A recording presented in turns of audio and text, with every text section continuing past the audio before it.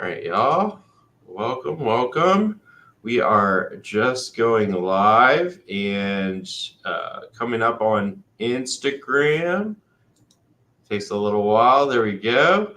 Awesome. Well, it is Friday, second Friday of the month. Welcome to another episode of Bridges Not Walls, a Jewish community relations vlogcast.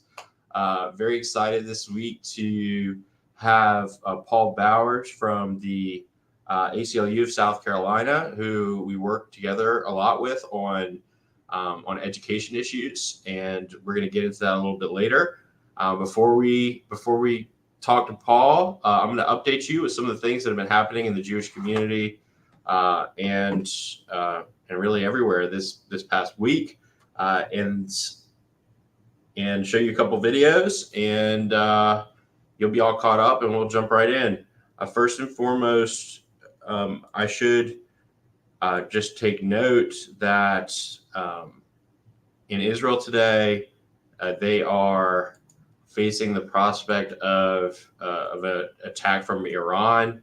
A report has it that 100 drones and potentially dozens of missiles could be launched to Israel today. So praying for everybody on the ground there and hoping that does not come to fruition. But here in Charleston, we've had a great week. One of the things that we've been talking about for a little while here has been not only hate crime laws in the state of South Carolina, but local hate ordinances. It's been something that we've been working on with other minority communities for quite some time.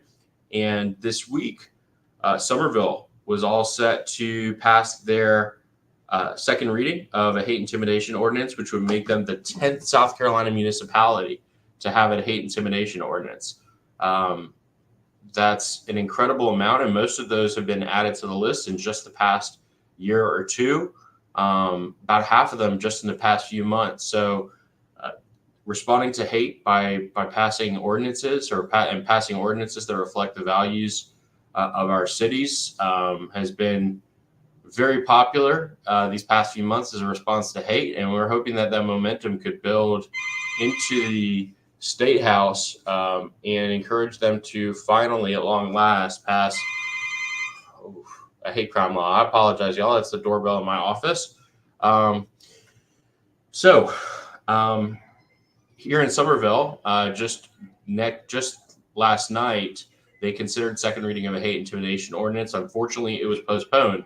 And part of the reason for that was really that there were a lot of issues going on in Somerville last night. There were a couple of police brutality or use of force issues being addressed by members of the community, specifically folks from Black Lives Matter who come to talk about a young man, a 13-year-old child who was selling palmetto roses, who was in an altercation with law enforcement. And so folks were there to talk about that. They were also there, unfortunately, to speak up against not Black Lives Matter, but other folks were there to speak against the hate intimidation ordinance.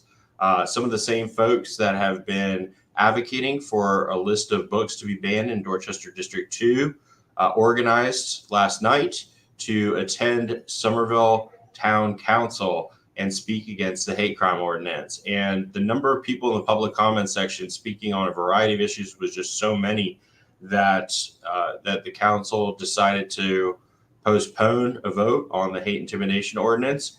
I should also note that several very brave members of our Jewish community showed up at Somerville Town Council last night to speak in support of the hate crime ordinance. And they did a great job. It unfortunately was not the night that it was going to happen, but it will happen. Here in just a couple of weeks, North Charleston is set to implement a hate intimidation ordinance, or at least introduce one at City Council after a really long time. And it's worth noting at the local level also that we're right in the midst of what are our annual Holocaust proclamations. Every year, the local municipalities mark that it is the time of year where we remember those killed in the Holocaust whose family members live in Charleston, and honor them by reading a proclamation, basically memorializing those people, and committing to address the issues at the root of the Holocaust forever. So I have a video of one of those proclamations that I want to share with you all. But before we get into that, I really want to share what happened before this proclamation. As you all know, for every city council meeting for almost the past 6 months, a young group of activists called Free Palestine Charleston have been showing up at city council, calling on them to pass a ceasefire resolution. Obviously, we've been opposed to this ceasefire resolution for a number of reasons, but it's worth noting that we keep a line of communication open with these young activists, and the result of that has really paid off. First of all, from the beginning, these folks have committed to not doing anything that would make the Jewish community feel unsafe or unwelcome. They have not shown up at Jewish spaces, and we have also not shown up as a community at City Council because in other cities, these situations have devolved into confrontations and arguments, and even sometimes physical altercations in council chambers. Our position is that this debate doesn't belong in council chambers. So thus far, we have not engaged. Obviously, we've talked to our elected officials directly about what our positions are on these issues. But our city council chambers have not devolved into shouting matches, which I think is great for the city and great, most importantly, for the safety of our community members. That being said, with this Holocaust proclamation coming up, there were some concerns that this group of activists was going to interrupt these Holocaust proclamations in some way. And I will let you know that emails were exchanged in advance between ourselves, the city, and the organizers of this group. And they made the firm commitment not to do anything to disrupt this Holocaust proclamation. Granted, despite that commitment, we have community members that show up places. They have people that show up to their events that they don't necessarily have control over. So it was still a little stressful, but I'll have you know that it was a story of success because in the city, we were able to read our Holocaust proclamation. We had a Holocaust survivor present. Everybody in attendance was respectful and quiet and reverent. And even the activists, when they got up to the public comment section, were respectful of the sentiments of the Holocaust proclamation. And I encourage you to watch it when we have more time, but I'll just play Mayor Cogswell reading the Holocaust proclamation. In attendance, as I mentioned, was a Holocaust survivor, Deanie Adkins, who is great. Anita Zucker represented our Remember Committee here at the Charleston Jewish Federation. And if I can get this technology to work, you will be able to see it. Hold on one moment. Here we go.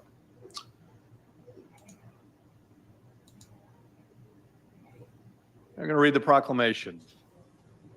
Whereas the Holocaust was a state-sponsored systemic persecution and annihilation of European Jewry by Nazi Germany and its collaborators between 1933 and 1945, and whereas we remember with sadness the 11 million people, including 6 million Jews, who were victims of Hitler's final solution, along with those who were persecuted for their religious and political beliefs, sexual orientation, and physical disabilities. And whereas we remember with admiration the resistors and rescuers, known and unknown, who risked and lost their lives to save others. Whereas we remember with respect the survivors who escaped, were sheltered, or who were freed and who lived to contribute so much to our community and to our world. And whereas the history of the Holocaust offers an opportunity to reflect on the moral responsibilities of individual societies and governments. And whereas we have an obligation to ensure that the memory and legacy of lives lost or forever changed in this horrific event are never forgotten. And whereas we remember and honor the liberators of the World War II concentration camps 79 years ago. And whereas I encourage all citizens to remember and honor the victims, our Holocaust survivors and liberators, during the community-wide Yom HaShoah Holocaust Remembrance Program, which will be held at KKB Elohim Synagogue in Charleston on May 5th at 4 p.m. This year's theme is Beyond Survival, a Legacy of Resistance, and will display the importance of action through generational remembrance.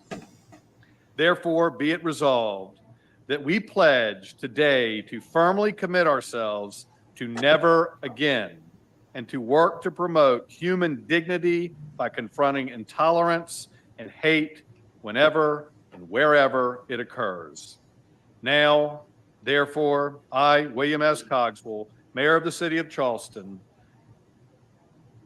and pursuant to an act of Congress and the United States Holocaust Memorial Council, on behalf of City Council, do hereby proclaim the week of April 29th through May 5th, 2024, to be Week of Remembrance in memory of the victims, survivors, rescuers, and liberators of the Holocaust. Now, in witness thereof, I do hereby set my hand and cause the seal of Charleston to be affixed this 9th day of April in the year 2024.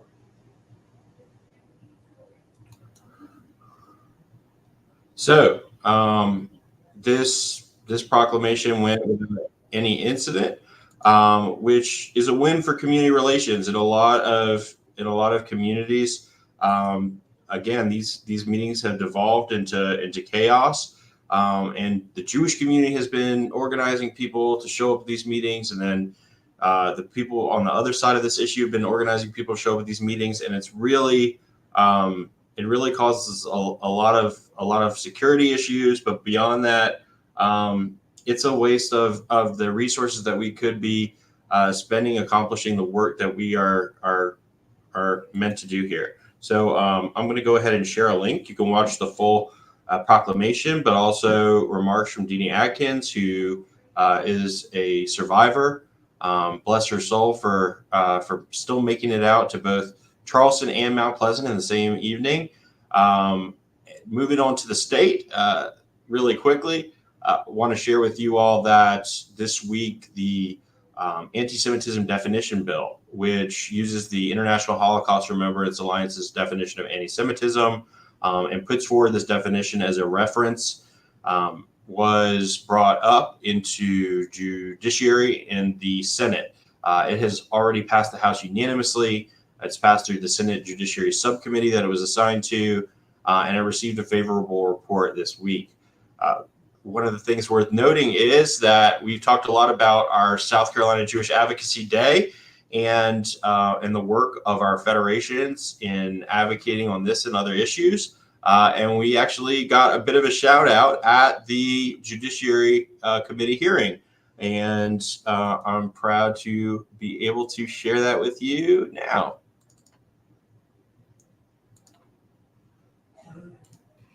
And I was just curious, this was just an extra question for you in the work you've done with this bill and working with others. Were you able to meet with any of the people of the synagogues or just with the rabbis, or have you been in touch with them? Have they been giving you input as well? So back the beginning of March, there was Jewish Advocacy Day at the Capitol, and it represented faith groups. It represented the Jewish federations in the upstate, in the Midlands, and in the Charleston Low Country areas, and in the Horry County areas. And as that group of individuals representing all of the different groups of across the state, predominantly Jewish, they came to the State House and advocating for this bill, among others, among the hate crime bill too. And I should specify, this bill is merely a definition. It does not create any special class or protection for Jewish people. It's just a definition. If we were to, hopefully the Senate will adopt the hate crime legislation, then this definition could be used to determine if a crime that is considered a hate crime was anti-Semitic by utilizing this definition. So, So that leads us right into the last thing worth mentioning, that the hate crimes bill is now, as it has been for the past year, sitting in the South Carolina Senate on the calendar with two Senate objectors, Senator Dwight Loftus and Senator Richard Cash from the upstate. The only way for it to move forward, and this is the second 2-year session in a row that it's stuck in this position, is to get special order. We have 2 special order slots left in the South Carolina General Assembly session. And so far, the Senate Majority Leader, Shane Massey, has not been willing to call for special order. At the beginning of the session, he made the commitment that if a majority of his caucus supported the hate crimes legislation, that he would call for special order. We really believe that a majority of his caucus does support the legislation. And now we're hearing that that threshold has been raised from 16 senators to 20 senators. That means we have to work harder. But I'm truly hoping, and we're all truly hoping, that the overwhelming wave of municipalities passing hate intimidation ordinances will be an indicator to the Senate that it's time to take action and not let this drag out for another session. That being said, make sure you get in contact with your senator to let them know that you want them to take action on this issue. This is the link for the contact tool. We hope that you will use it. If you have already sent it in, send it in again. It changes all the time. It changes who it's targeted at and what the message is based on what's happening. And yeah, we're right up here against the end of session, 1 month left. And this bill is set to die on the vine again, if nothing changes. So we need your voice to show up. And it is some of our low country senators that are going to be needed to get this done. So it's Senator Massey who can make a decision, but it's all these other senators that are going to influence that decision. So make sure you take action today, or at least as soon as this call is over. So all of that being said, hate is not the only issue, and anti-Semitism is not the only issue that we advocate on. Something else that's incredibly important to our Jewish community has been education. Whether our schools are teaching an accurate account of history, including about the Holocaust, whether the resources that we bring to the table, like ADL, anti-bias trainings, and anti-Semitism trainings, anti-hate trainings in general, are allowed into classrooms in response to incidents of hate that take place in schools when schools don't have the resources to address them. All of this work is under threat because of a number of issues that have been coming up in both our state legislature and local government. And so we've had to become education activists, and part of that journey has been joining the South Carolina Pro-Truth Coalition, which was co-founded by the ACLU, among other organizations. We were one of the first organizations to join this coalition, and it's something that we still work really hard on. So far, we've been successful. South Carolina is one of the only, if not the only, southern state in the country that hasn't passed an educational censorship bill limiting, or that hasn't signed into law, I should say, an education censorship bill limiting the topics that can be taught in history. However, that status is under constant threat. And with us today is one of the experts on this subject. I'm going to welcome him to the stage, but just by way of introduction, Paul Bowers is the communications director for the ACLU of South Carolina. Some of you will recognize his name, not just from his work with the ACLU, but also as an intrepid young reporter at the Post and Courier, covering all stories related to education and before that as an investigative reporter on a number of subjects at the Charleston City paper. And he's one of the people we work with, one of the organizations we work with on this issue. And he's here to answer questions, give us updates about what's going on with education. Paul, welcome to Bridges Not Walls. Yeah, thanks, Brandon. It's good to see you again. I met you for the first time when I was a reporter, and I guess as long as we're bragging about each other, you're one of the people I've really respected over the years because you keep showing up, you demonstrate what it means to be a steadfast activist and ally, and I don't know. I mean, people come into activist spaces, they do their best, and then they burn out sometimes, but the ones who stick around and last are the ones that seem to be doing it from a place of real love and care for their neighbors. And I've really respected your approach over the years. So I'm really glad we get to work together. Well, I am too, and it's a mutual admiration society here. So let's dive into the issue. So, I mentioned educational censorship, and there was a bill in the South Carolina House and Senate this session that sometimes is referred to as an educational censorship bill or an anti-CRT bill or a divisive concepts bill.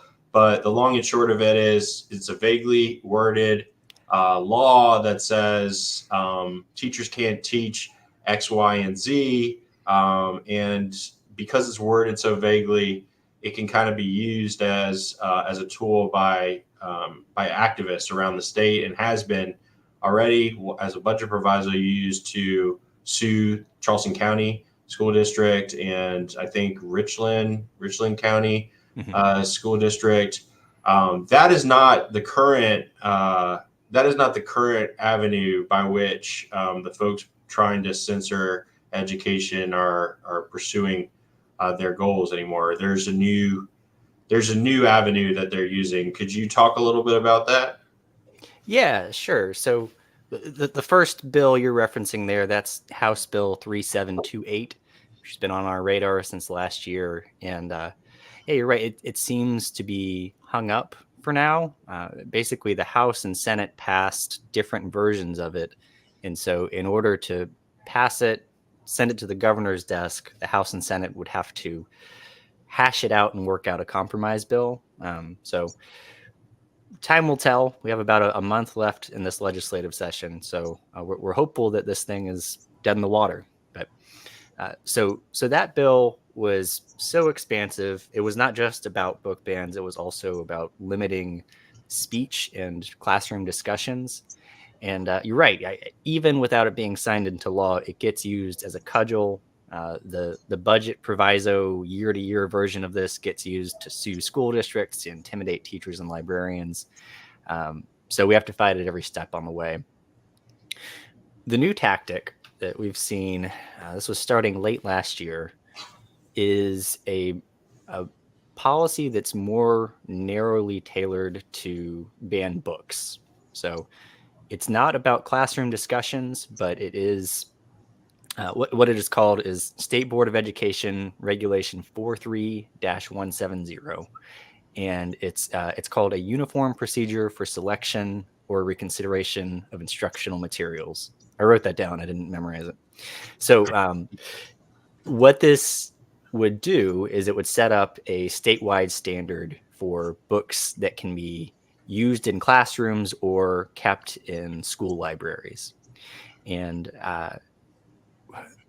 among other things, it would set up the State Board of Education as something like an appeals court. So when people try to ban a book in their local school district, if their local school board says, no, we're not banning this, local parents could then appeal up to the State Board of Education and take another crack at it and try to ban a book statewide. We fought it early on when it was brought up in the State Board of Education. There was actually, I don't know if you're able to play another video, but we put together a highlight reel of some students addressing some issues to the state superintendent. Where do I find it? I just sent it to you in the chat if you're able. Oh, awesome. So yeah, the context for this was back in February, the State Board of Education had to consider this policy at first. And our state superintendent, Ellen Weaver, started off by lecturing the students saying, well, you're misinformed. This is not about censorship. We're not trying to ban books. And the students didn't take that very well. I don't know if you remember being a teenager, but they don't love being talked down to. So yeah, I actually do. And I have that video. Let me share the screen.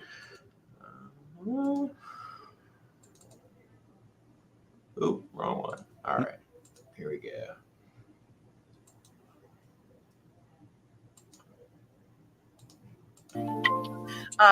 And so I'd like to say to our students who are here today that it is unfortunate, in my opinion, that there are adults and narratives who have actively misled you about what this regulation does and doesn't do.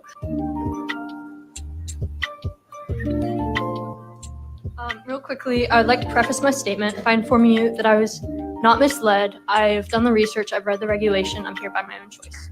With that said, 43-170 regulation proposes total ban of sexual content at every age level.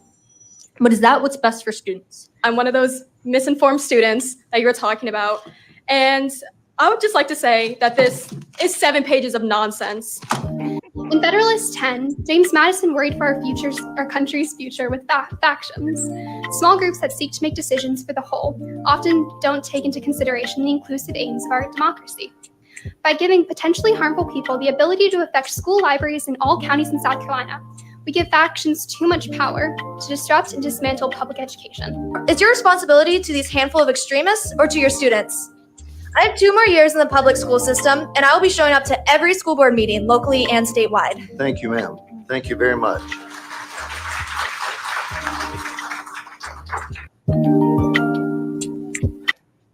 Wow. Yeah.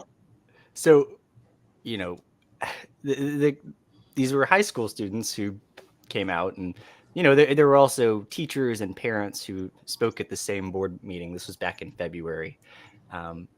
But they were right. And the thing they were pointing out is that as this policy is currently written, it bans any book that contains a description of sexual conduct. And not just for young students, this is all the way up through grade 12. And it's overly broad. I mean, overly broad censorship policies are just weapons that we're handing to book banners. So. Well, you know, Paul, to that point, a lot of people will respond by saying, why should my minor age student be exposed to sexual content? But I understand that a lot of folks don't remember what books contain sexual content or what they were exposed to themselves growing up. A good example of that is we were at a Dorchester District 2 meeting, and on a list of books that was presented by a Moms for Liberty sort of group was a graphic adaptation of the Diary of Anne Frank. And a lot of people say, I read Anne Frank as a kid, doesn't have a sex scene in it or sexual content, but it was a young woman's diary, and she was going through, you know, puberty, and she was describing some feelings that she was having. And but that's not the point of the book, right? So like people don't remember that those few pages are in it because it wasn't significant to the impact that the book had on them educationally. And there seem to be a lot of books like that that contain some sexuality, that contain some of these concepts that people just don't remember. And part of the reason they don't remember it, I would think, is because it isn't particularly significant to the point of the book, right? Yeah, and even some cases where it is significant, I think I understand the impulse as a parent to protect our kids. I've got 3 kids in public schools, and I'm fiercely protective of them. However, I don't think that keeping them in the dark until age 18 is doing them a service. I think we've heard testimony from groups that advocate for sexual assault survivors who have come out and said that books for teenagers that deal with tough topics like sexual abuse, trafficking, partner abuse, these are necessary. These are tools where students who are dealing with these real issues can see a reflection of themselves, and it's a really important starting point in a lot of cases for students coming forward to their guidance counselor, to getting help, to getting safe. So there is one parallel to this policy that I like to draw, which is you look at the state of Iowa last year. Their state legislature enacted a policy in 2023. It's called Senate File 296, and it banned books with descriptions of sex acts. So nearly identical wording there. And you can look up the list of books that were banned under that policy. It included The Kite Runner by Khaled Hosseini, which is kind of a modern classic. It gets assigned in high schools everywhere. Beloved by Toni Morrison, Mouse by Art Spiegelman, Brave New World, Slaughterhouse-Five, The Handmaid's Tale, tellingly 1984, a book that is in part about censorship by George Orwell, was also banned in the state of Iowa because it does contain a sex scene. I think there are consequences here that for some people might be unintended, for some advocates might be intended, but like a lot of books get caught in the net when you cast the net that wide. Yeah, and I've had a lot of conversations with legislators, and some of whom support this kind of legislation. And whenever we're having these debates, I'm always trying to understand where folks are coming from, where the people with good intentions are coming from. And I think a lot of people have very specific books that they're concerned about in mind, and then they kind of write rules around that they think would cover that kind of book, but really when it's in law is going to be utilized to do a whole lot of things. I've had a lot of community members ask me, why are y'all jumping into this fight? It's about it's not about us. It's not about people. It's not a Jewish issue. And a prediction that I made a while ago was, well, it's not being presented as that way, but when you give people a tool like this kind of legislation that they can use, that's worded in such a broad way, it'll inevitably be used in ways that stop us from doing the work that we do. And sure enough, we were at that Dorchester District 2 meeting. There were more than one Holocaust-related book on this list. In Charleston County, in a move that hasn't been that much talked about, they reviewed part of their curriculum, and they identified for teachers potentially controversial parts of their curriculum, books that they would be coming up that parents had expressed concern over. Sure enough, Holocaust education was in there, and it's not just about us, but obviously in our community, for those who are members of our community, academics is important. Remembering the history is really important to the Jewish community,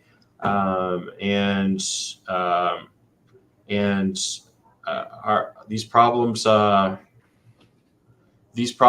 the impact of a piece of legislation isn't always an exact mirror of its intent or what it's being sold as. And in this case, obviously in Beaufort and in other places, it's already being used in ways that directly impact Holocaust education. I hate to just focus on that, but because I have community members that reach out to us that say, I want my kids to go to Charleston County School District, and we want them to have a full accounting of history. Why should one parent's reservations about their child learning about history mean that my child shouldn't be able to learn about history? So how does what's happening at the state level parallel with what's happening at local school districts. Obviously, I've mentioned twice Dorchester District 2 as an example, but what are people who want to ban books doing around the state at the local level? Yeah, I'm glad you brought up that Dorchester School District 2 board meeting, and thank you again for being there, Brandon. We got to sit together in the cool kids section. And so full disclosure, that is my home school district. I grew up in Dorchester, 2 schools, graduated Somerville High School. And yeah, that was really telling. It was the largest single district challenge of books we've seen so far in the state. So back in December, one person sent in a spreadsheet of books that they wanted banned in Dorchester 2 schools. It had about 572 titles on it. They hadn't really done their homework. Only about 160 of those books were actually present in schools or libraries in the district. But there was a really telling moment that you brought up after the meeting, Brandon, where you came out because in some of the books that were on the chopping block were about the Holocaust. And, at the start of that meeting, the district presented a recognition to one of their high school teachers who, is nationally recognized for doing good work on Holocaust history education. In the same meeting, they were considering, banning books about the Holocaust. It was like two sort of opposing aims in the same meeting. And so, you came to speak out, and you mentioned, for example, one of the books that could be banned is The Fixer. The person who submitted the list was also seeking to ban Mouse, the graphic novel, as well as I think it was the graphic novel adaptation of Anne Frank's diary. They just happened not to be in the school libraries, but yeah, after the meeting, Brandon, someone came up to you and said, well, listen, I don't want to ban books about the Holocaust. And yet this was on their list. This is what they were targeting. It's like there's not a lot of thought or due diligence put into these sort of copied and pasted lists of books to be banned. They don't really think through the consequences. I will tell you that it was 4 or 5 people before I made it all the way to my car that stopped me and said, hey, we just want you to know we don't support banning books about the Holocaust, and by the way, we support Israel, and like things like that. Yeah. And they said, where did you get this? Where did you get the idea that that's what we want to do? And I said, I read the list that y'all submitted. I read the list. That's the only reason why I'm even here is I read the list. And they said, what list? And at least a couple cases. And I said, the list that you all submit, it's available on the district website, the list that you all are here to talk about. Right. And it was revealing to me just what you said, that number one, I don't think they're always considering the impact of what it is that they're trying to impose. And 2, a lot of times they haven't even read what it is that we're talking about. And what's interesting also is that one of the leaders of that group that showed up to speak against these books sent me an email the next day and invited me to come address their book group, their Concerned Citizens for Education, I think is what they're called, their group. And I declined the invitation because they thought that we would see things similarly. And I declined the invitation for a number of reasons. But tellingly enough, it is the same group that came last night to the town of Somerville Council. It was the same organization that was formed to talk about inappropriate, quote unquote, books in schools to protest the hate intimidation ordinance. And it just speaks to the nature of this debate that has to do with culture wars, that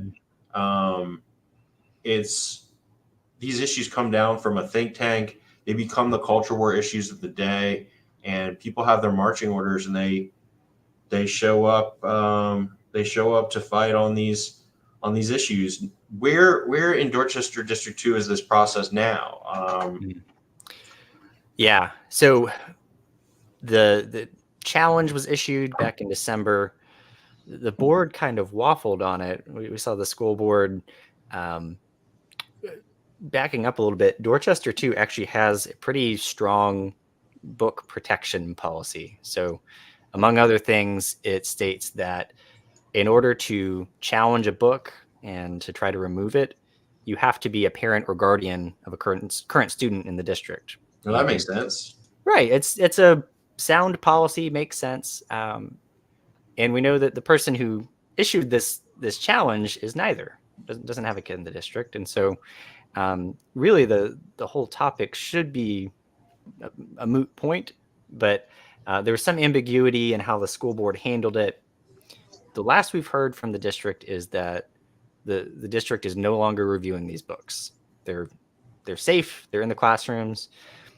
Unless and until we hear otherwise, if we hear from teachers or librarians, which, by the way, if you're watching this and you hear of censorship going on in your district, reach out. But the latest we've heard is that this challenge is done in Dorchester 2. However, there are other tactics and avenues people try. For example, just last week or the week before, someone tried to file a police report about books in Dorchester 2. And this is unfortunately an increasingly common tactic. We saw this in Beaufort County. What on earth would they file a police report saying? Usually the section of law they'll appeal to is distributing obscene material to minors. And so the idea is to have usually school librarians arrested for keeping books in the library that certain members of the community deem obscene.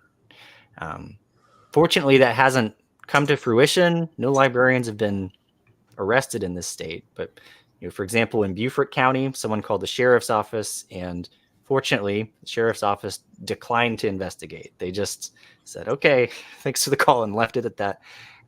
I'm hopeful that that's what's happening in Dorchester County too. We haven't seen any follow-up on that, but it's one of this sort of array of tactics that we see around the state. Sometimes it is a matter of just emailing in a wish list of books to be banned. Other times we're seeing very targeted harassment and intimidation of educators. And that's really been an alarming development in the last 2 years. I think one of the more prominent examples we've seen recently was in Anderson 1 school district in the upstate, where this was led by a state lawmaker from the upstate who submitted a public records request seeking the records of 2 specific high school librarians and tried to have them fired for things that she read in their emails. And the scandal to me is not what shows up in emails who are complaining about censorship. The scandal is state lawmakers using their power to bully and intimidate teachers and librarians. And unfortunately, sometimes it works. Teachers and librarians quit all the time. They've reported threats to both their careers and at times their safety. These are people who got into this work to serve children, not to become, public figureheads in some kind of culture war. And so, the thing I like to always bring up that is always in the background when we talk about education policy in South Carolina is that we are chasing teachers, school librarians, and administrators away faster than we can recruit them. We have year after year, we keep seeing record-breaking numbers of vacancies in schools, just empty positions where we need a teacher and nobody is coming to fill that position. And I've lost track of how many friends and family members who have quit teaching in South Carolina. And the problems are vast. Pay is certainly part of it, but it's also about respect. They feel disrespected, at times intimidated by the politicians who are overseeing our schools. We have 2 career educators working here as full-time professionals now at Charleston Jewish Federation, and I think both of them experienced some of this and found that they were not only are going to make more money, which at a nonprofit isn't that much, but I guess in some cases still beats out local school districts. But also that atmosphere of respect wasn't there, and so I see that happening for sure. Just to play devil's advocate here, and because I'm sure that our community is not all of one mind on this issue. You know, I have been at meetings where Moms for Liberty I got kicked out of a Moms for Liberty meeting because I wasn't a member and I was there with the school board member that they didn't like. But before I left, I spoke to a lady who had a list of books, and she also had a couple example books. And one of those books, there was some pretty objectionable content in it, stuff that I wouldn't, if I had a child, I wouldn't want them to see. I guess my question is, what kind of vetting process takes place before a book makes it into a school library? What measures are in place that separate age appropriate content? And what would a process look like for a parent who has a legitimate concern about a particular book being accessible? Yeah, it can vary from district to district, but usually the book selection process is written by school librarians, people who studied library science. A lot of them got their master's degrees for this. And so they do take into account things like age appropriateness. So if it's a book with sexually explicit content, they have to make the judgment call, is this appropriate for high schools? And they have guidelines that they'll get from groups like the ALA, which are on the outs with right-wing lawmakers right now. But, they try to thoughtfully consider, given their limited budgets and the limited space on bookshelves, what are some worthwhile and worthy books to keep on hand? What's something that will hold the interest of the students in my school and that will enrich their education in one way or another. So what we've seen, though, is that I can give one example in Berkeley County. School librarians there worked out a book selection and review process, also wrote their own policy for how to handle book challenges, anticipating that they're going to get challenges and we need to have a rational way to handle them.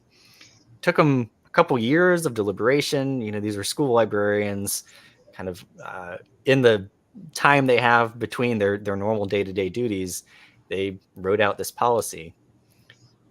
In 2022, a new school board took over with a majority endorsed by Moms for Liberty and scrapped that policy. They, on day one, enacted a ban on quote-unquote critical race theory and sought to rewrite the policy in a way that would make it easier to ban books. Coming back to your second part of your question, as a parent, if you know of a book that is either being assigned in class or that is just in the school library that you find objectionable, that you don't want your child to read, it is your right to request that your child be opted out. In a classroom, the teacher will have to find an alternative assignment for your child, but they can accommodate that. If it's in the library, you can reach out to your school librarian and say, listen, my child is not ready for this, or we don't agree with the content of these particular books. Make sure they don't check this book out. It's really as simple as that. You have that right. You can protect your child, but it doesn't give you the right to use the power of the state to limit other children's education. Fair enough. I think also something that gets lost in this among people of our generation and older is this right here. It's a cell phone, and kids today have access to the whole of what exists out there on the internet, which I think we're all too familiar with, and what's available there certainly is can be more objectionable than anything you're going to find in your library. I think another thing to recognize is that, you talked about school librarians and the ALA and them kind of setting the standards for book vetting and some of the thought that goes behind that in terms of age appropriateness. Our legislators, God love them, and I'm sure a couple of them are going to see this, and y'all are great. They don't spend a whole lot of time on these issues. They have the budget, they have a state to run, they have criminal laws that they have to institute, and this might be one of like a million things on their plate. They're not necessarily, from my perspective, knowing them, they're not necessarily a group of folks that is qualified or able in the space of 2 6-month periods over 2 years to lay out really comprehensive policy about what books belong in school libraries, because if one of those things goes wrong, if one of those laws goes wrong, it needs to be corrected. You got 6 months where you're not in session every year, and could take another 2 years to change the law. They're not necessarily. The system for vetting books is certainly more comprehensive at the professional level than it would be at a state level, I guess is what I'm trying to say. Yeah, I do want to come back to the state board policy that we were talking about earlier, the one that the students came out and spoke up about in February. So in that case, it's a weird regulatory process because the State Board of Education voted in favor of this policy, but there is still a chance for revisions to it in both the State House and Senate. So it is not a done deal. In fact, this week I was up in Columbia, and along with some other parents, students, and teachers, was able to speak out against this policy as it's currently written. We've been able to encourage some positive amendments to this that have been written into it. So, for example, initially this book banning policy would have banned any book containing content that couldn't be aired on daytime television, which was an odd choice. That's a long list of mild cuss words, for example, that you couldn't have in a book. That was stricken out. That was, we think, a positive amendment. Another amendment was to limit the number of challenges that a single person can issue in a month. I think it's set at 7, but I think that was a positive amendment. So if nothing else, we are not deluging the State Board of Education with book challenges every month, because if you let them, these people will just send in hundreds of book ban requests. This is it's a political machine, and they'll do it. But still, as written, it's a dangerous policy because it's overly broad. We need something that requires the literary or artistic merit of a book to be considered. Otherwise, it's just another weapon that we're handing to book banners. So I'd encourage people watching, if you want to do something, look up your state lawmaker. If you don't know who it is, it's sestatehouse.gov. You can look up who represents your district and just write them to say, hey, keep an eye out for regulation 43-170. It's a dangerous regulation, and I'd like to see it amended or stopped. Just wanted to plug that before I forgot.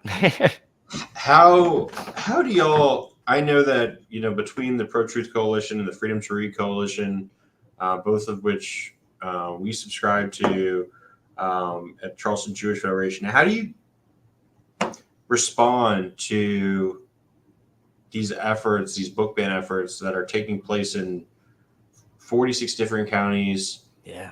So many sub-districts sometimes within those counties.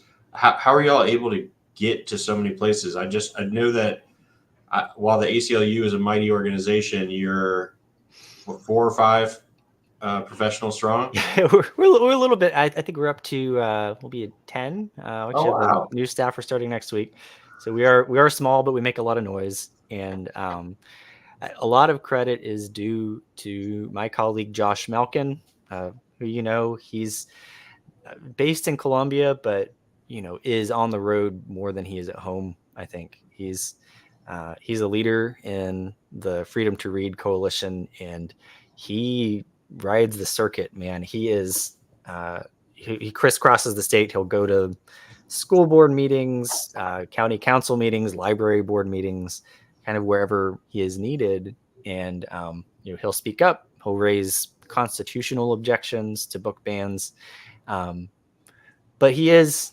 as active as he is, he's but one man, and so this work depends on local parents, students, and teachers getting engaged. So Freedom to Read has local chapters, and then there are just great groups that started on their own. We can't take credit for everything. One of the strongest advocacy groups I've seen in the state is a student organization called DALO down in Beaufort County, which is Diversity Awareness Youth Literacy Organization, I want to say. But it's a group of high school students who are partly just a book club, partly do community service. They give out books and do community reading sessions with younger students, but they also show up. Every time book banners would come to a Beaufort County school board meeting, they were vastly outnumbered by teenagers, students who came out and spoke for the freedom to read. In tandem with that, there's a parent group down in Beaufort County. Why am I blanking on their name? Anyway, it just takes local organizing. And I think once we start coming together, we realize that we do outnumber the book banners. It is a small minority of voices in our community who unfortunately get the most attention, and they get political deference if nobody comes out to oppose them. So it takes on the ground organizing. It takes sitting through some long, tedious school board meetings sometimes, but that's what it takes. And how, if I was a parent or grandparent or a teacher that wanted to support what ACLU South Carolina is doing in our Tri-County area, how would I plug into that? Yeah. So 2 things. If you want to join the Freedom to Read Coalition, there's a link on our website. So you go to ACLU-SC.org. There's an issues tab, go to free speech, and there'll be a link there to join in. Just a mailing list, so you can get updates when there's a meeting, but that's a good way to get started in getting plugged in locally. That's how you find your group in your county. Statewide, you've mentioned them earlier, but Pro Truth is the statewide coalition that does a lot of work focused on the state house and things like, for example, these state board regulations. So their website is protruthsc.org, and that's a good way to get involved too. Yeah, those I think are two worthwhile groups to join if you want to get active on this. And again, for those in the Jewish community watching, we are, as Charleston Jewish Federation, members of both coalitions. I believe Columbia Jewish Federation is a member of the Pro Truth coalition as well. So, endorse that work by supporting the work of the Jewish Community Relations Council at the Charleston Jewish Federation. I wanted, before we jumped off, to share with folks who, certainly for those who follow my personal page, you already know this, but another loud voice in this arena has been a local parent, but more than that, somebody that's really been just one of these constant forces in local activism. He's was the president, maybe still the president of the Chicora Cherokee Neighborhood Association, and very involved with Pro Truth South Carolina.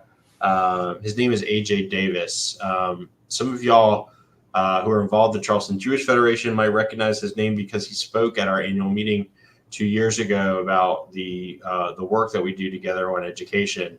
And he recently had a major heart attack and is awaiting a heart transplant that he needs. And I just wanted to take a second to acknowledge him and thank him for the work that he has done so far, and hopefully we can be able to continue to do and make people aware that that there's a fundraiser, a GoFundMe on all over social media, my personal page, to help support him in this time. Certainly has been active since before I worked at Charleston Jewish Federation, or you worked at ACLU, right? Yep. Yeah. No, he's another person I met as a reporter. He works at Burke High School. He's like in the community, in the school, shows up, stays late. I can't count how many school board meetings and state house hearings I've run into him. He's just tireless. He gives of himself for his neighbors in a way that I really admire. And I gave a little bit. I'd encourage anybody, if you can, pitch in, because he helps so many people and he needs our help right now. Amen. Well, going to make one last plug for folks. Hate crimes legislation just an inch away from the finish line again. We don't want to do this again. We don't want to fight this again for the next 2 years. And hopefully we can move on to working on something that is furthering that cause of combating hate at a whole different level. And so I would encourage folks to not only use this link to contact your senators, but also reach out to your local Somerville Town Council members and let them know that you, like most people, I would hope, who live in Somerville, I know who live in Somerville and South Carolina, don't support hate or groups like the KKK or neo-Nazis, and you want your laws to reflect that. Make sure you're in touch and stay tuned to our Facebook JCRC page, our Instagram page, or YouTube for this vlogcast again in a couple of weeks, but also for everything that's going to happen in between. Paul, I am so grateful for the work that you and the good folks at the ACLU do, and for giving us your time today. Is there anything that you want to share or plug before we call it a day? One quick one. We've recently launched a podcast. It's called While I Breathe, which comes from our state motto. Some of y'all may know, While I Breathe, I Hope. So yeah, look it up wherever you get podcasts. It's on Spotify, Apple, wherever, but it's just called While I Breathe. Paul's going to show me how to do that after we're done. Yeah. Spiro Sparrow, right? Is that the Latin? My Latin pronunciation is terrible, so I never try to say it out loud. But yeah, it's something like that. While I breathe, I hope. You gotta love that state motto. I see it on license plates, and every time hate crimes legislation hits another speed bump or something else that we're trying to do doesn't quite get to where we want it to go, and somebody asked me, "What's the story with this issue now?" I say, "While I breathe, I hope." Is it gonna happen? While I breathe, I hope. We have to stay positive and keep pushing forward. So with that, Shabbat Shalom, everybody who's observing, and for everybody else, have a great weekend. Thanks again, Paul. Thanks, Brandon.